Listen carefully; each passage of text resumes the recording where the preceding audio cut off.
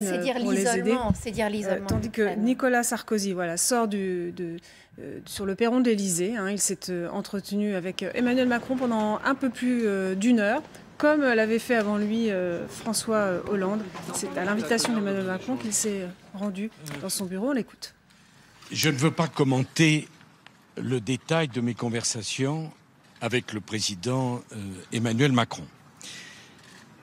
La situation internationale, je ne l'apprendrai à personne, est grave et suscite de très légitimes inquiétudes.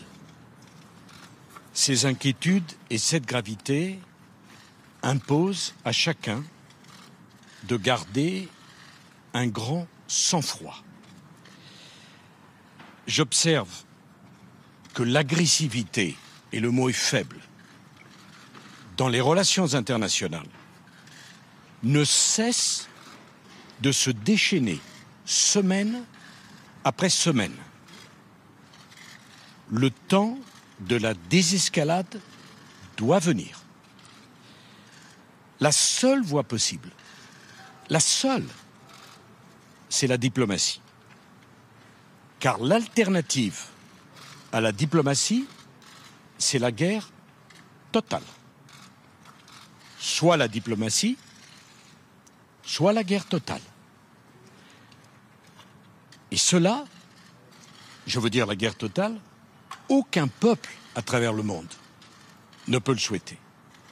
C'est la raison pour laquelle j'ai approuvé la démarche du président Macron lorsqu'il est allé à Moscou.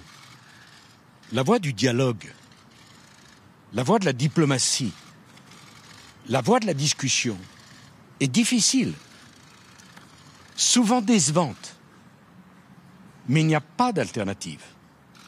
Il faut donc continuer dans cette voie. Il n'y a pas d'autre choix. Et si la France ne le fait pas, personne ne le fera à la place de la France. C'est cette voie qu'il faut emprunter.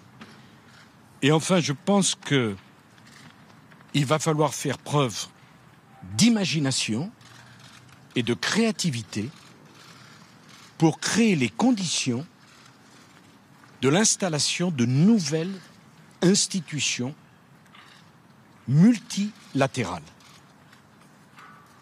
Aujourd'hui, plus rien ne marche. L'OTAN, ça ne fonctionne pas.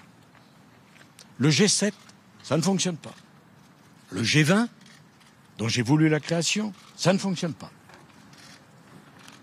Et même l'ONU, qui oscille entre apathie et immobilisme. Nous sommes en 2022. Il est temps d'inventer les institutions qui permettront le multilatéralisme du XXIe siècle. Or, nous vivons avec des institutions qui sont celles du XXe siècle. Et là aussi, c'est à la France de jouer ce rôle et de proposer des grandes initiatives. De toute crise, il peut sortir le pire, mais parfois, peut sortir le meilleur. S'il y a de l'audace, s'il y a de l'imagination et une volonté de bâtir la paix pour le siècle qui est le nôtre. Je vous remercie.